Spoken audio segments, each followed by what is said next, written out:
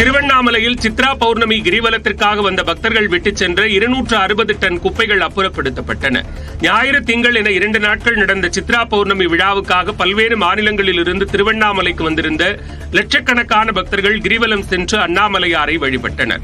அவர்கள் விட்டுச் சென்ற குப்பைகளும் பாக்கு மட்டைகள், வாழை இலைகள் உள்ளிட்ட பொருட்களும் கிரிவல பாதை முழுவதும் சிதறி கிடந்தன. இவற்றை 1200க்கும் மேற்பட்ட தூய்மை பணியாளர்கள் ஒருங்கிணைந்து சுத்தப்படுத்தினர். இந்த பணியை மாவட்ட ஆட்சியர் நேரில் பார்வையிட்டார். மயிலாடுதுறை மாவட்டம் மூவலூர் ஊராட்சியில் 20 ஆண்டுகளாக மின் இணைப்பு இல்லாமல் தவிக்கும் மக்களுக்கு உடனடியாக மின் இணைப்பு வழங்க வலியுறுத்தி மார்க்சிஸ்ட் கம்யூனிஸ்ட் கட்சி சார்பில் சாலை மறியல் போராட்டம் நடைபெற்றது. மகாதானபுரம் சோழன் நகர் ஆற்றங்கரை தெருவில் வசிக்கும் மக்களுக்கு மின் இணைப்பு வழங்கப்படவில்லை என்றும் பலமுறை மனு அளித்தும் நடவடிக்கை எடுக்கப்படவில்லை என்றும் கூறப்படுகிறது. இதனை கண்டித்து போராட்டம் நடைபெற்ற நிலையில் வட்டாட்சியர், மின்வாரிய அதிகாரிகள், காவல்துறையினர் பேச்சுவார்த்தை நடத்தி சமாதானப்படுத்தினர். நீலகிரி மாவட்டத்தில் தற்போது கோடை விழாவின் ஒரு பகுதியாக உதகை படகு இல்லத்தில் படகு போட்டியில் ஏராளமான சுற்றுலா பயணிகள் ஆர்வத்துடன் கலந்து கொண்டனர். படகு போட்டியை மாவட்ட ஆட்சியர் லட்சுமி பவ்யா தண்ணீரு, காவல் கண்காணிப்பாளர் NS நிஷா ஆகியோர் கொடியசைத்து தொடங்கி வைத்தனர். தம்பதிகள், ஆண்கள், பெண்கள், படகு இல்ல ஊழியர்கள் மற்றும் பத்திரிகையாளர்கள் என 5 பிரிவுகளாக நடத்தப்பட்ட போட்டியில் கலந்து கொண்டு வெற்றி பெற்றவர்களுக்கு கேடயம் பரிசாக வழங்கப்பட்டது. திருவள்ளூர் மாவட்டம் ஆரணி அருகே மதுபோதையில் ஏரியில் குளித்த நபர் நீரில் மூழ்கி உயிரிழந்தார்.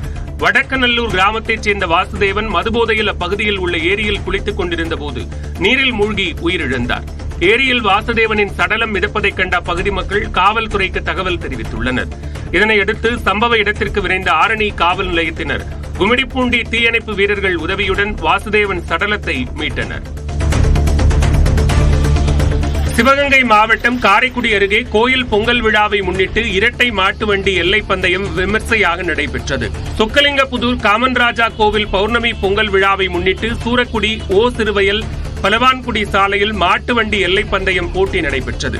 பெரிய மாடு, சிறிய மாடு என 2 பிரிவுகளாக நடைபெற்ற இந்த போட்டியில் பெரிய மாடு பிரிவில் 9 ஜோடிகள், சின்ன மாடு பிரிவில் 12 ஜோடிகள் என மொத்தம் 21 மாட்டு வண்டிகள் பங்கேற்றன. இதில் வெற்றி பெற்ற மாடுகளின் உரிமையாளர்களுக்கும் அதனை ஓட்டி வந்த சாரதிகளுக்கும் பரிசுகள் வழங்கப்பட்டன.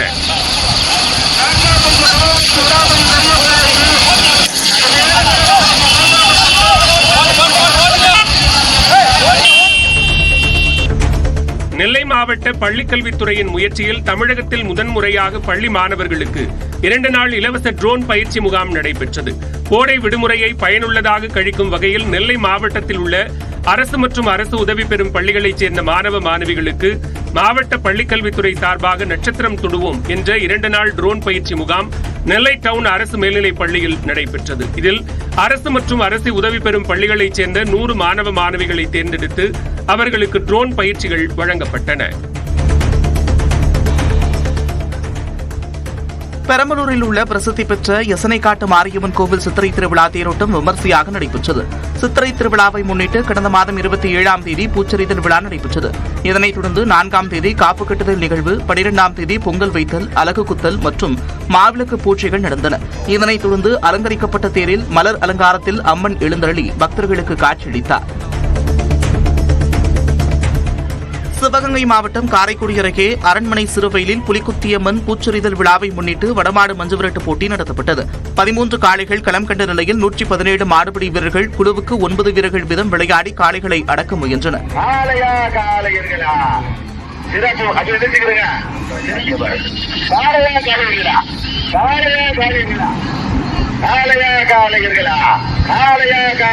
இதில் வெற்றி பெற்ற வீரர்களுக்கும் அடங்க மறுத்த காளைகளின் உரிமையாளர்களுக்கும் ரொக்க பரிசு மற்றும் சைக்கிள், சில்வர் பாத்திரங்கள் உள்ளிட்டவை பரிசாக வழங்கப்பட்டது.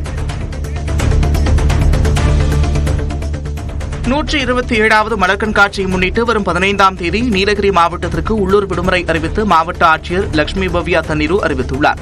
அரசு தாவரவியல் பூங்காவில் 11 நாட்கள் நடைபெறவுள்ள கண்காட்சியை முதலமைச்சர் மு க ஸ்டாலின் 15ஆம் தேதி தொடங்கி வைக்கிறார். இதற்காக அன்றைய தினம் உள்ளூர் விடுமுறையாக அறிவிக்கப்பட்டுள்ளது. மாநில அரசு அலுவலகங்கள், கல்வி நிறுவனங்களுக்கு விடுமுறை அளிக்கப்பட்டுள்ளது. இந்த விடுமுறையை ஈடு செய்ய மே 31ஆம் தேதி வேலை நாளாக அறிவிக்கப்பட்டுள்ளது.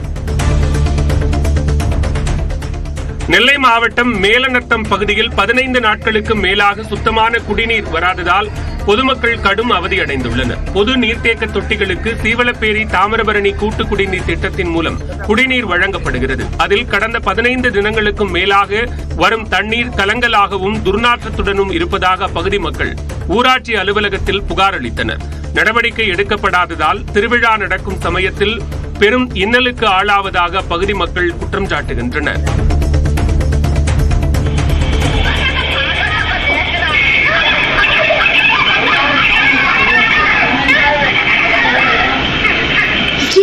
தருமபுரி மாவட்டம் பாலக்கோடு மைதி நகரில் அமைதியாக நடந்து சென்ற சிறுவனை தெருநாய்கள் துரத்தியது அப்பகுதி மக்களிடையே அச்சத்தை ஏற்படுத்தியுள்ளது.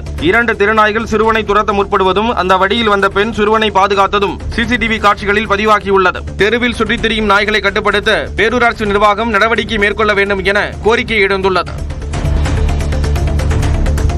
கரூரைச் சேர்ந்த 8 வயது அரசு பள்ளி மாணவன் தனது 10 மாத உண்டியல் சேமிப்பு பணத்தை இந்திய ராணுவத்திற்காக மாவட்ட ஆட்சியரிடம் வழங்கினார். வெள்ளியணை கணபதி நகரைச் சேர்ந்த சதீஷ்குமார் பவித்ரா தம்பதியினரின் மகனான தன்விஷ் வெள்ளியணை ஊராட்சி ஒன்றிய தொடக்கப்பள்ளியில் 3ஆம் வகுப்பு படித்து வருகிறார். இந்நிலையில் கடந்த சில தினங்களாக இந்தியா பாகிஸ்தான் இடையே நடைபெற்று வந்த மோதலை தொலைக்காட்சி செய்திகள் வாயிலாக தெரிந்து கொண்ட தன்விஷ் தனது 10 மாத சேமிப்பு பணத்தை இந்திய ராணுவத்திற்கு வழங்கும்படி ஆட்சியர் தங்கவேலுவிடம் ஒப்படைத்தார். திருப்பத்தூர் மாவட்டம் ஜோலார்பேட்டை அருகே ஓடும் ரயிலில் 9 வயது சிறுமிக்கு பாலியல் தொல்லை கொடுத்த ஆந்திராவைச் சேர்ந்த நபர் கைது செய்யப்பட்டுள்ளார். சேலத்தைச் சேர்ந்த நபர் ஒருவர் தனது 9 வயது மகளுடன் நாகர்கோவில் விரைவு ரயிலில் சென்று கொண்டிருந்தார். அப்போது ஜோலார்பேட்டை அருகே ரயில் சென்று கொண்டிருந்த போது சிறுமிக்கு ஆந்திராவைச் சேர்ந்த குமார் பாலியல் தொல்லை கொடுத்துள்ளார். இதை கண்ட பயணிகள் குமாரை பிடித்து ரயில்வே போலீசாரிடம் ஒப்படைத்தனர். சிறுமியின் தந்தை அளித்த புகாரின் பேரில் குமார் போக்சோ சட்டத்தின் கீழ் கைது செய்யப்பட்டுள்ளார். தஞ்சாவூரில் அரசு போக்குவரத்து கழகத்தில் வேலை வாங்கி தருவதாக கூறி முதியவரிடம் 60,000 ரூபாய் மோசடி செய்த தந்தை மகன் கைது செய்யப்பட்டனர். நார்த்தேவன் குடிக்காடு பகுதியைச் சேர்ந்த தனிக்கொடி என்பவர் நரியூரைச் சேர்ந்த கோவிந்தராஜனின் பேரனுக்கு அரசு போக்குவரத்து கழகத்தில் வேலை வாங்கி தருவதாக கூறி அவரிடம் 60,000 ரூபாய் வாங்கியதாக கூறப்படுகிறது. இந்நிலையில் வேலை வாங்கி தராததால் பணத்தை திருப்பி கேட்ட கோவிந்தராஜனை தனிக்கொடி மற்றும் அவரது மகன் மிரட்டியதாக தெரிகிறது. இதையடுத்து தனிக்கொடி மற்றும் அவரது மகன் நவீன் கண்ணன் இருவரையும் போலீசார் கைது செய்தனர்.